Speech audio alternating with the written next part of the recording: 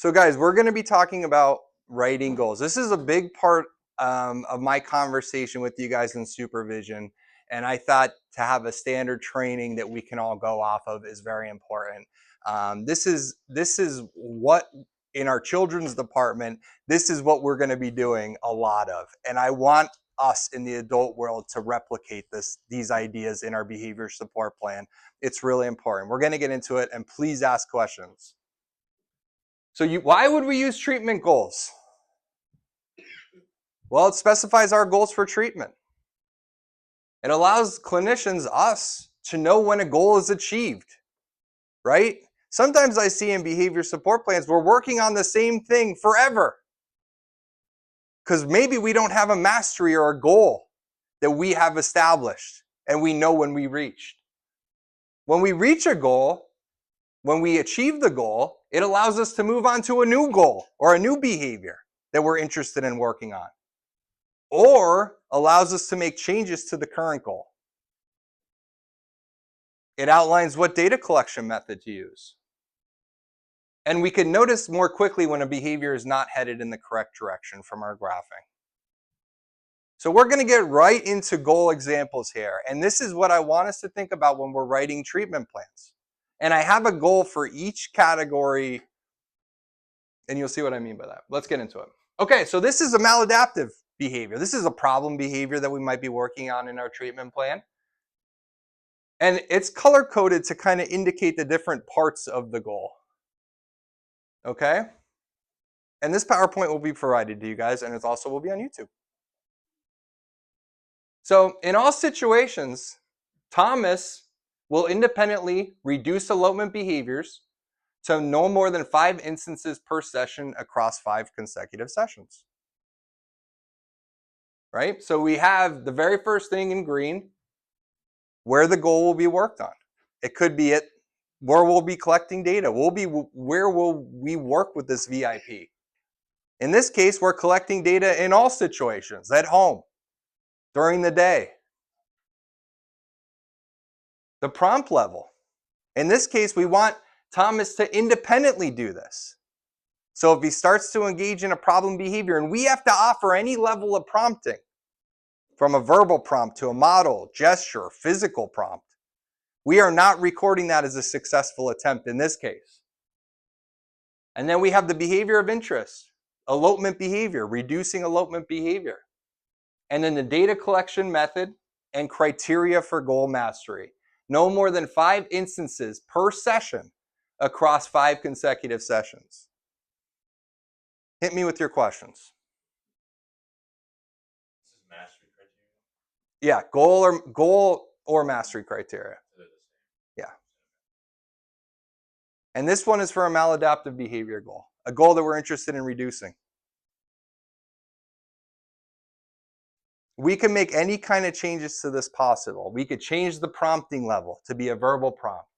We could change the mastery criteria to be easier, more difficult. It doesn't have to be consecutive sessions, for instance. So when we're working with the VIP, if we're collecting data on the target behaviors and we put it into a graph, this will be simple to see. If we're not graphing, if we're not collecting data, then this is going to be impossible to know. All right, let's move on to another one. Here's the communication /language goal. While at the day program, where the goal will be worked on. Sandy, with 1 verbal prompt level, will ask for help or break, behavior of interest that we're looking to strengthen. 80% of presented opportunities across 5 consecutive sessions.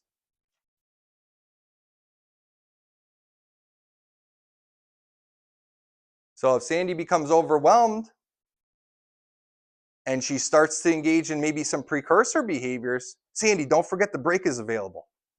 You can use the break. She uses the break. We're going to mark that as a successful trial on our graph. And what we're looking to accomplish is see that for 80% of the time across 5 consecutive sessions. Any questions? Hit me with your questions. But how did you suggest we take data? So it's like out of a possible number of opportunities? Yeah. So say we're working with the VIP in this particular case, and we noticed there were some tough situations that a break was needed, and we reminded her to take a break, and she did, we'd mark that as a yes. 1 out of 1, 100% that day. Yep. Right. Exactly right. Yeah, or if you had to do multiple verbal prompts, or if you had to do a gestural prompt, or a model prompt, or a physical prompt, right? Come with me. It's time for a break. That I wouldn't count that as a success according to my mastery goal criteria. Right? Any other questions? Good.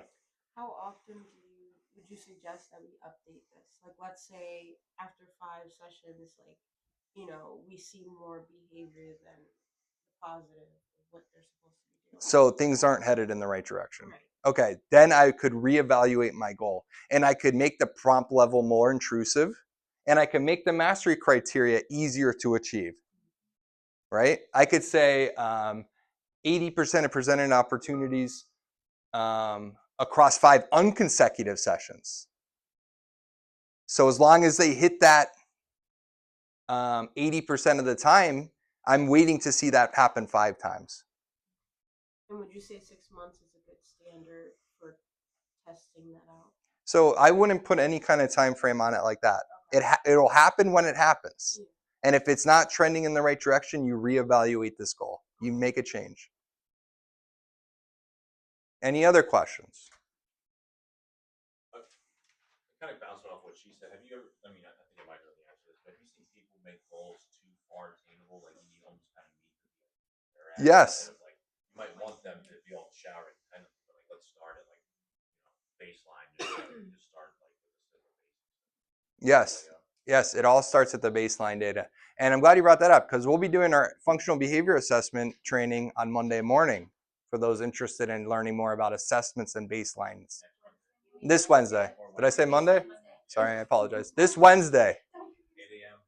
8 a.m. Our normal training. This Wednesday, 8 a.m. It's going to be functional behavior assessment. I want you guys all to be there if you can. All right, let's continue. Here's another one. This is a social play goal that we might have in our treatment plans. While at the day program, Freddie. While at the day program, where the goal will be worked on, Freddie will sit in a group setting, behavior of interest, using model prompts. So maybe I sit down with them. I sit down at the table with them to show them that we're going to sit in the group for at least 5 minutes. So what are we interested in here? What data collection are we interested in doing here? No. Duration. Right. So we want to make sure 5 minutes.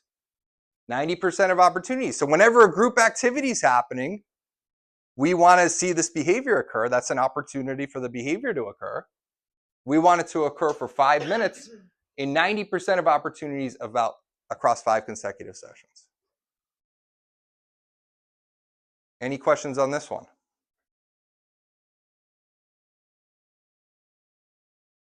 All right, the last one I have for you guys is a functional goal.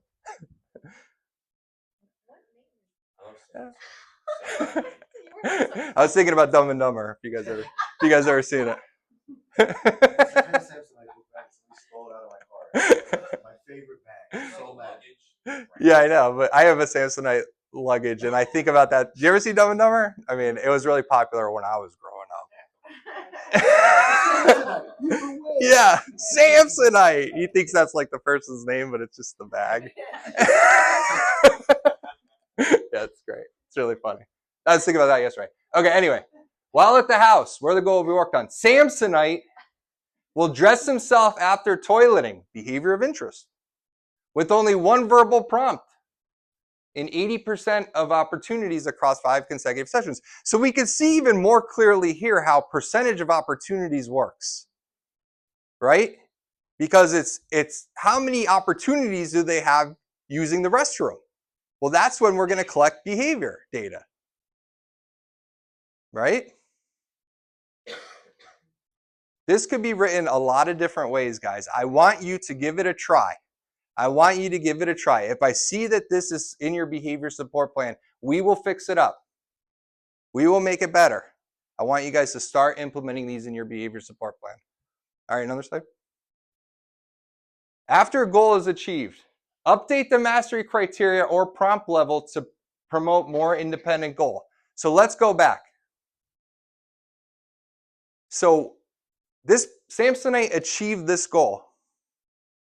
What can we do now with the goal? Go ahead. Yeah, excellent. Good thought. To what? Gestural or no prompt? Yes, independent. Thank you. Thank you. Yes, independent. That's one way. What's another way? Increase the percentage. Increase the percentage. To what, perhaps? 100%. Right? Go. Anything else? I mean, maybe not in this behavioral context, but change the environment. Across, People. across all settings. Yeah. Oh, brilliant. Brilliant. Brilliant. Yes. Yes. With 3 different people, with 3 different environments, which actually makes more sense for our environments for this one. Let's go back one more, and we're going to try this one too. Freddie achieved this goal. We're so happy with Freddie. He achieved this goal. We're thrilled. What can we do? Increase the time. Have a party where we can have a lot of group activities. Increase the time. And what else could we do? Increase the percentage. What if we're all happy and thrilled with Freddie's progress? New goal. New goal. New behavior. Something different we're going to work on now.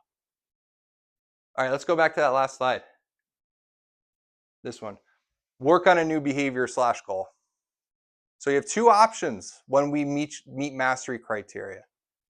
And guys, why are we doing this? We need to make sure we can see when our VIPs reach one of their goals. So we can either help them become more independent, or if we're all satisfied with the results, work on a new behavior or goal. So we're not working on the same thing forever. Without this, we don't know when to stop working on a behavior and start something new, or to make it help the person become more independent. Question. Yes. Would you say to only have 1 or 2 mastery goals in your plan so that they're mastered and then move on instead of having I would a whole say bunch of goals? I would say 1 for each behavior you are working on. 1 for each target behavior you're working on. So you don't want to bite off more than you could chew. Work on the most extreme behaviors first. Work on the ones that are important to the VIP, the caretaker, first, and then move on to other goals. Any other question? Well, go to the next slide. You guys know this guy. You didn't know Dumb and Dumber too well. Do you know this guy? Tom Hanks? Yes. Smashing Pumpkins. No one knows David Pumpkins. Yes, thank you, Ryan. Thank you, Ryan. Yes, it's a great skit. If you haven't seen this skit, immediately after this, look it up and watch it. You will have a great laugh. After you help our VIPs. When you're chilling later. It's a great skit. So seriously though, guys, any questions about what we reviewed?